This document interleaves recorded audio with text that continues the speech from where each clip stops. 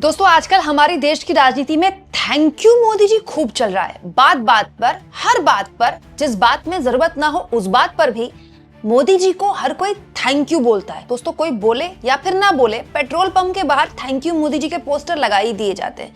लेकिन आज मैं आपके लिए 3-4 ऐसी खबरें लेकर आई हूँ जिन खबरों को पढ़ते वक्त, देखते वक्त मेरी समझ में नहीं आया कि थैंक यू किसको बोलना है। इसीलिए मुझे आप ही बता दीजिएगा कि थैंक यू किसको बोलना है कमेंट बॉक्स में। दोस्तों कुछ तस्वीरों की श्रृंखला है जिसके जरिए मैं आपको बताऊंगी कि आज हमारे देश में क्या हालात चल रहे हैं। जवाबदेही के नाम पर, जवाब देने के नाम पर, भाषा के नाम पर और तो और देश में आ चुके एक भयानक संकट के नाम पर। तो प्रधानमंत्री रील के टेंशन में है और उनके गृह मंत्री संसद में साला कांड कर रहे हैं। अगर आपने नहीं देखा तो मैं आपको बता दूं, कल मैंने आपको सबसे पहले एक खबर दिखाई। दोस्तों ओम बिरला के अविश्वास प्रस्ताव पर जब आखिर में गृह मंत्री अमित शाह ने बोला तो बोलते बोलते दूसरे के आचरण पर, मतलब राहुल गांधी के आचरण पर टीका टिप्पणी कर रहे थे अमित शाह, लेकिन खुद भाषा की मर्यादा लांघते हुए साला साला करने लगे। मुझे तो बोलने में भी साला संकोच हो रहा मान्यवर ये।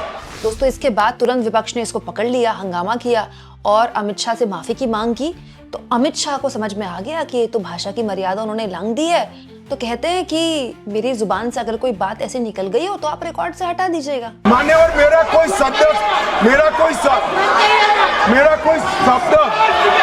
संसद प्रणालिका के अनुकूल नहीं है तो इसको आप हटा सकते हैं।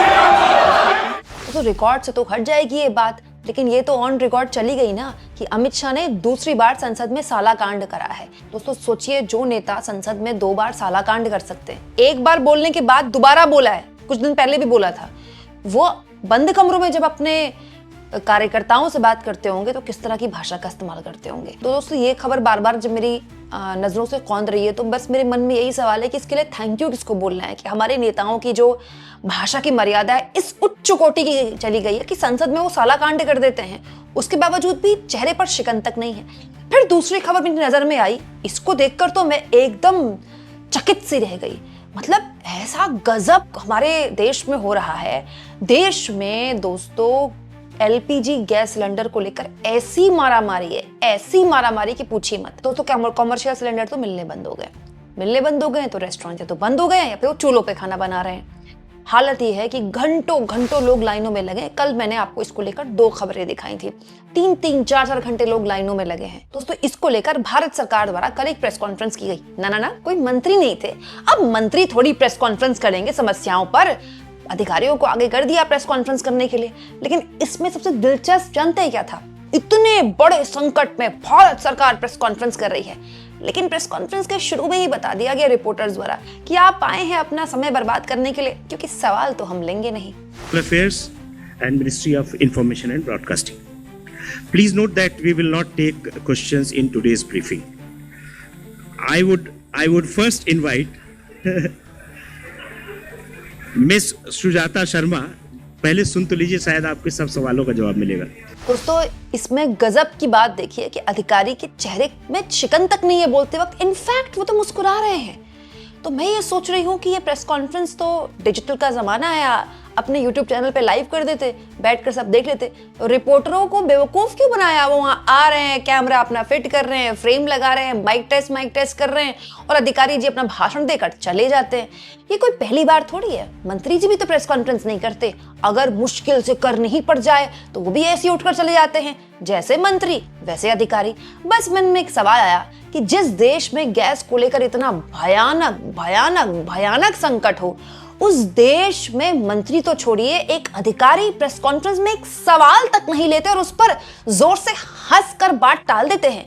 इसके लिए किसको थैंक यू बोलना है? दोस्तों तीसरी ये वीडियो मेरी नजर में आई सोशल मीडिया में। दोस्तों ये वीडियो बड़ी वायरल हो रही है। आप जानते हैं एलपीजी सिलेंडर की तो किल्लत है ही, लोगों के मन में अफवाह का बाजार गर्म हो गया है कि कहीं तेल का संकट ना खड़ा हो जाए। तो पेट्रोल पंप पर लोग अपने कनिस्टर लेकर पहुंच गए, अपने जार्स लेकर पहुंच गए और पेट्रोल पंप पर लाइन लगे हुए। इस देश की हालत देखिए, बात पर इस देश के लोगों को लाइन में लगा दिया जाता है। दोस्तों ये सब कुछ उस दिन हो रहा था जिस दिन मोदी जी ताबड़तोड़ रैलियां कर रहे थे। तमिलनाडु में रैली, केरलम में रैली, रैली पर रैली और रैली पर जबरदस्त तरीके से विपक्ष पर हमलावर। वैसे हमारे मोदी जी जो विपक्ष पर हमलावर होते हैं ना, तो उनका शब्दकोश इतना बड़ा हो जाता है। मैं तो ये सोच रही हूँ कि इनमें से 1/4 तेवर भी अगर मोदी जी ट्रंप के सामने रख देते ना, तो भारत का अपमान होने से शायद थोड़ा सा बच जाता। लेकिन मोदी जी तो मोदी जी हैं दोस्तों। सोचिए, इस देश में पहले गैस और अब पेट्रोल डीजल को लेकर इस तरह की मारामारी हो रही है, और प्रधानमंत्री न केवल एक दिन में 2-2, 3-3 रैलियां कर रहे हैं 2-2 अलग-अलग राज्यों में, बल्कि इस बात पर चिंतित हैं कि देखिए अरब देशों में जो हालात है, इसको लेकर कांग्रेस पार्टी ऐसे भड़काऊ बयान दिलवा रही है ताकि ये रील बना पाए। ये बहुत बड़ा दुर्भाग्य है कि कांग्रेस पार्टी इतने बड़े वैश्विक संकट में भी राजनीति ढूंढ रही है। कांग्रेस पार्टी जानबूझकर उकसाने वाले बयान दे रही है, गैर जिम्मेवार बयान दे रही है, ताकि स्थितियां बिगड़ जाएं, हमारे लोग वहां संकट में फंस जाएं और फिर ये लोग मिलकर मोदी को गालियां देने का, रील बनाने का अभियान शुरू कर सके। यही उनका खेल है।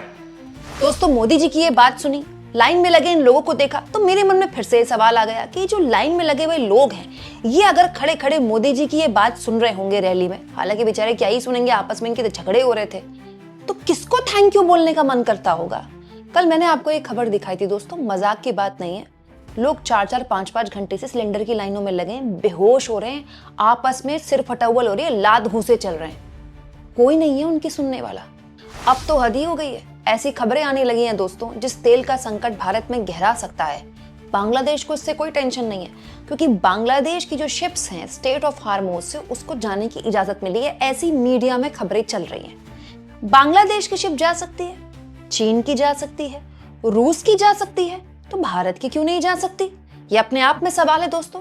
विश्व गुरु लेवल के नेता हमारे पास, 56 इंची नेता हमारे पास, और तीसरी सबसे बड़ी अर्थव्यवस्था हम मोदी जी बोलते हैं ना, तो फिर हमारी शिप क्यों नहीं जा पा रही जब बांग्लादेश की जा सकती है? तो दोस्तों, मैं तो आपके सामने लिस्ट रख रही हूँ, आप कमेंट बॉक्स में बता दीजिएगा कि थैंक यू किसको बोलना है। दोस्तों, ये जो अलग अलग खबरें मैं आपके सामने रख रही हूँ ना, इसके जरिए मैं आपको देश के हालात बता रही हूँ। संसद में अविश्वास प्रस्ताव पर बहस होती है, सारा ध्यान नेहरू, गांधी, राहुल गांधी इस पर रहता है, और अंत में उसमें सालाकांड किया कर दिया जाता है। किसके द्वारा? गृह मंत्री द्वारा। सरकार के मुखिया, उनके लिए प्राथमिकता क्या है? चुनावी रैलियां करना, और उन चुनावी रैलियों में रील को लेकर चिंता जाहिर करना। जनता की हालत यह है कि वो सड़क पर 5-5 घंटे गैस सिलेंडर के लिए है, और हो सकता है आने वाले वक्त में पेट्रोल का संकट खड़ा हो जाए, इसीलिए उससे पहले ही वो पेट्रोल की लाइन में लग गई है। मतलब संकट नहीं है पेट्रोल का अभी, भारत सरकार तो यही कह रही है, उससे पहले ही लोग लाइन में लग गए। इससे पता चलता है कि भारत सरकार की एक नहीं सुनती जनता। जनता को भरोसा ही नहीं है भारत सरकार पर। उन्हें पता है कि ये जो बोलते हैं बाद में संकट निकल जाता है। 5 दिन पहले बोल रहे थे सूत्रों के हवाले से कोई संकट नहीं है गैस का, अब देख लीजिए क्या संकट है। फिर दोस्तों, एक और खबर मेरी नजर पे आई, तो मुझे लगा इसको लेकर भी आपसे सवाल पूछ दूं कि थैंक यू किसको बोलना है। दोस्तों, ट्रंप ने एक बयान दिया कि वो रिलायंस इंडस्ट्रीज को थैंक यू बोलते हैं कि वो $300 बिलियन का इन्वेस्टमेंट अमेरिका में करेंगे रिफाइनरी लगाने के लिए। ठीक है, इससे अमेरिका की अर्थव्यवस्था को बहुत फायदा होगा। $300 billion, can you believe that? Bharat सरकार के मुखिया Modi ji make in India, make in India, make in India करके दुनिया भर की कंपनीज को बुला रहे हैं, यहाँ पर AI समिट कर रहे हैं कि यहाँ इन्वेस्टमेंट कीजिए, यहाँ पैसा लगाइए, और हमारे देश के सबसे बड़े उद्योगपति अमेरिका में $300 बिलियन लगा रहे हैं। क्यों? क्या अंबानी साहब को भारत की मार्केट पर भरोसा नहीं है? भारत में क्यों नहीं लगा रहे रिफाइनरी? क्या भारत में खपत कम है? दूसरा, भाई किसी के पास कितना भी पैसा हो सकता है, वो कहीं भी लगा सकता है, हम कौन होते हैं पूछने वाले। लेकिन इतना बड़ा इन्वेस्टमेंट भारत का अमेरिका जा रहा है, क्या भारत सरकार ने इसके लिए हरी झंडी दे दी? तीसरा, मुकेश अंबानी अपना पैसा लगा रहे हैं, लगाए, लेकिन इतने बड़े इन्वेस्टमेंट में कभी भी उद्योगपति अपना पैसा नहीं लगाता। क्या इसमें भारत के बैंक्स का पैसा लगेगा? क्योंकि सुनते हैं कि मुकेश अंबानी के घर के बाहर, उनके दफ्तर के बाहर लंबी लाइन रहती है, सारे बैंक उनको कर्ज देने के लिए एकदम ललायत रहते हैं, क्योंकि भाई बड़ी कंपनी है, अच्छा रिटर्न मिलता है। तो क्या आपका मेरा बैंक का पैसा अंबानी को दिया जाएगा ताकि वो अमेरिका में रिफाइनरी लगा सके? क्योंकि इस पूरी डील से 2 ही लोग फायदे में हैं, एक अमेरिका, एक अंबानी। इसमें भारत का क्या फायदा है? और मजे की बात यह है दोस्तों कि ट्रंप ने तो बयान दे दिया, लेकिन रिलायंस की तरफ से अभी तक कोई ऑफिशियल बयान नहीं आया कि वो इंडस्ट्री लगाने वाले हैं कि नहीं लगाने वाले हैं। हालांकि अमेरिकी मीडिया में पूरी तरह से चल रहा है कल से कि अंबानी वहां पर रिफाइनरी लगाने वाले हैं। अंबानी शपथ ग्रहण में बकायदा उनको बुलाया गया था, अपनी पत्नी के साथ भी गए थे। तो अंबानी पिछले काफी वक्त से अमेरिका में कर रहे हैं कि वो बड़ा इन्वेस्टमेंट कर लें। क्यों? क्या उनको भारत की अर्थव्यवस्था पर, भारत के शेयर मार्केट पर, भारत के कंजम्पशन पर भरोसा नहीं है? भाई पूरी दुनिया को जिस भारत में मोदी जी बुला रहे हैं, उस भारत से भारत के सबसे रिलायबल, सबसे बड़े बिजनेस टाइकून क्यों वहां से अपने आप को अलग कर रहे हैं, वो भी इतनी बड़ी इन्वेस्टमेंट पर? सोचने वाली बात है ना। बस मन में आया तो आपके सामने रख दिया। इस सवाल पर भी बता दीजिएगा थैंक यू किसको बोलना है। आप इस मुद्दे पर क्या सोचते हैं? कमेंट बॉक्स में जरूर लिखें।